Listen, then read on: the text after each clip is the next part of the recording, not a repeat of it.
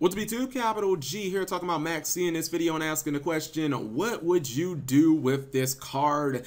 What would you do with it? Because I feel like its current placement on the Forbidden and Limited list is just absolutely terrible. And I've been thinking about this for a while. I actually think that this is a super unpopular opinion that will get me a significant amount of hate. But I don't want people's biggest takeaway from this video to be that Cap G wants Maxx C banned. I want the big takeaway from this video to be that Maxx C at 1 just doesn't work. Like Maxx C, where it currently is under limited status, I think that that is the absolute worst placement that it could be. Maxx C would be better at 2, it would be better at 3, and it would be better at 0. Having 1 Maxx C is just, it's literally the worst. And I'd like to say again that I've never been one of those people who buys into that argument of putting a card at 1 makes it worse because then whoever gets to draw it first has a huge advantage, because usually Yu-Gi-Oh is a deck with so many different archetypes, hundreds of archetypes, where there aren't a lot of powerful cards that are limited, not anymore anyways, that fit into almost everything in the meta. Now, like, we're past the days of Snatch Steal and Brain Control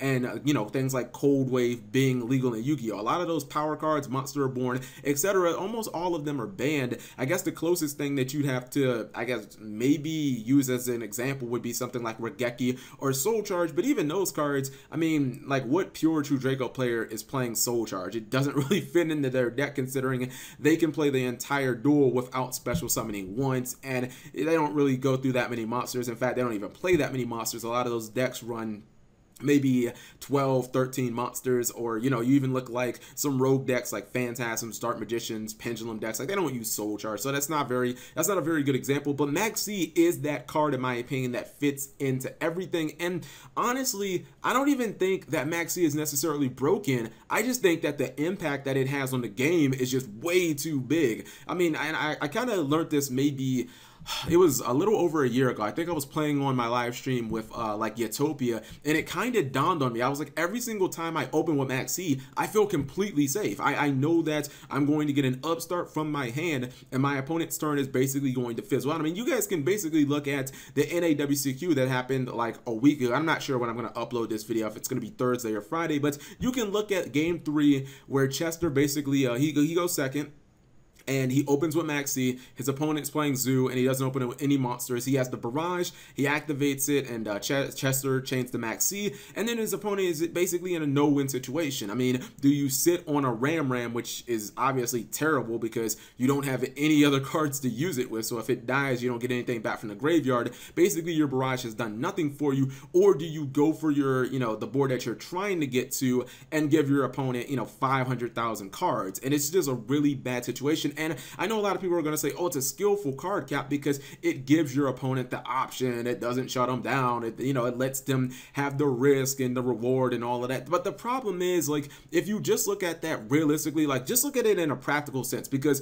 if you look at that game 3, that's what it really is. There was no, like, you can keep going if your opponent Maxx C's you, but you know you're going to lose the game. There is no uncrackable board in Yu-Gi-Oh, and that's what it kind of boils down to. Now, usually I would kind of catch myself before even making a video like this, and I would say, well, people don't have to play special summon heavy decks. That's really their fault if they get fucked by Maxx C. But then I actually look at the game and I'm like, no, that's not our fault. That's not the player base's fault. That's actually Konami's fault. If you look at the way that Yu-Gi-Oh is structured right now, can you really say that? Can you really say, I'm just gonna build a deck that, you know, doesn't really use special summoning at all? Because since Yu-Gi-Oh has become such an archetype based game, which was probably at the beginning of like Zexal with wind-ups and shit like that, ever since like Zexal, when Yu-Gi-Oh has become such an archetype-based game, look at just the Arc V era. How many great competitive archetypes have Konami released where you don't really have to special summon like that much, or you don't have to special summon really at all? Because I can only think of 2, and I put them here: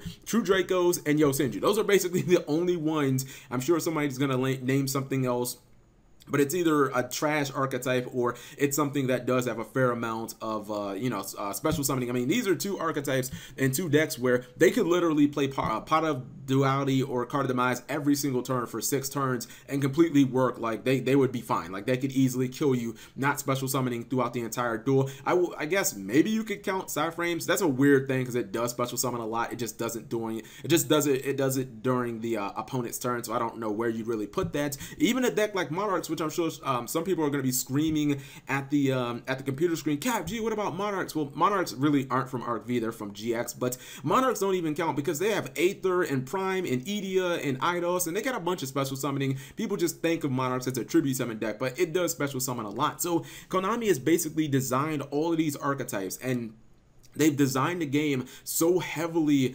influenced and focused around special summoning. And again, ever since Zexal, Yu-Gi-Oh has become kind of a boss monster game where your goal is to get your turn 1 masterpiece. It's to, you know, get your Zodiac Trident. Yes, Trident is, I think it's the boss monster of the archetype. Maybe you guys will disagree with me, but Yu-Gi-Oh is a get your boss monster on the field. Maybe you can protect it, maybe you can't, but get your fucking boss monster, special summon a lot, get your big board, and that will be your win condition. And Maxx C basically thwarts that. I understand that it gives you the option, but don't you guys feel like the player who draws the Maxx C first has a huge advantage? And I've never felt like the advantage is that big. Like, can you name any other card that you'd rather have in your opening hand? I'm sure some of you like archetype players will think, oh, I'd rather have Dark Magician or Dark Magical Circle because I play Dark Magicians, but I'm just practically speaking, guys, from the competitive meta, maybe the only other card that you could name is something like That Grass Looks Greener, because obviously the impact it can have can be just as large as Maxx C, if not larger, or I guess in some situations Soul Charge, but Maxx C is that perfect answer, and I feel like the impact of the card is too big. And you also have to look at the fact that I think it's drowning out other hand traps. Now, this is, I guess, not nearly as big, because if Maxx C went to banned, it's not like people are going to be playing 3 copies of Effect Veiler. That would only be losing 1 card out of your deck. But look how many other good hand traps there are that just see no play, because Maxx C kind of covers everything.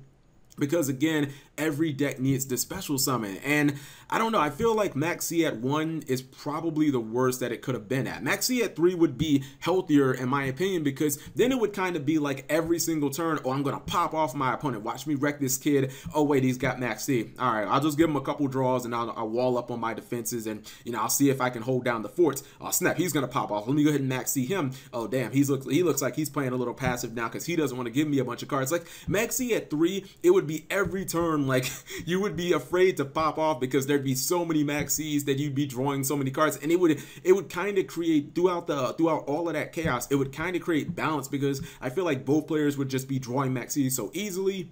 And then on the other side of the scale, again, I like Maxx C at 0, because then you just completely eliminate that whole, I can activate a hand trap and it's basically going to stun you for a turn. Again, I understand that you can still pop off on your opponent with Maxx C, but unless you're in one of those weird situations where it's like 3 or 4 turns into the game and you can OTK your opponent, which, let's be real guys, if you watch like Euros or you watch the North American WCQ, that didn't really happen all that much. Like those Maxx C situations don't really occur. A lot of it is kind of the situation like in game 3 of the NAWCQ, where you can keep going off, but your opponent's just going to draw 100 cards and they're going to out your board, and then you've basically lost your entire win condition.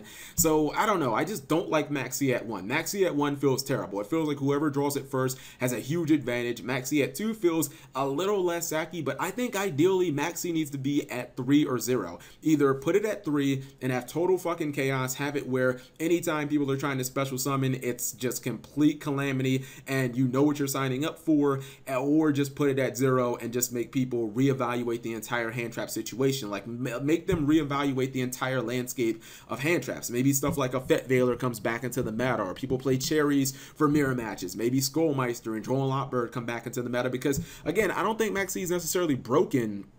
I just think that the effect that it has is just too potent. It's almost like a D barrier that you can use from the hand that also replaces itself. I mean, against decks like Zodiac, against decks that only have like one major mechanic that they can use, that's kind of what it is. And the way that Konami has designed this game, where a lot of these decks are either Synchro based or Xe based or Ritual based or Fusion based, and you know, you look at a deck like Fluffles, if you Maxx C them, like they basically have to kill you or they just fucking lose. And there are too many decks like that. Look at a deck like Necrod, otherwise, if you Maxx C them into their combo, it's like, well, we don't really run any traps because Konami didn't fucking give us any. So basically, I have to kill you, or I have to, you know, make an incredibly shitty board. And it's like, oh man, I'd rather just completely eliminate it. But if you guys think that it should be at 3, that's you know, fine too. Or maybe you guys think that it should be at 1. Just leave it in the comment section below. But don't be one of those, oh my god, Capture hates Maxx C, dislike the video. Because I don't hate Maxx C, I just hate the placement of Maxx C on the ban list. I would really like it if it was at 3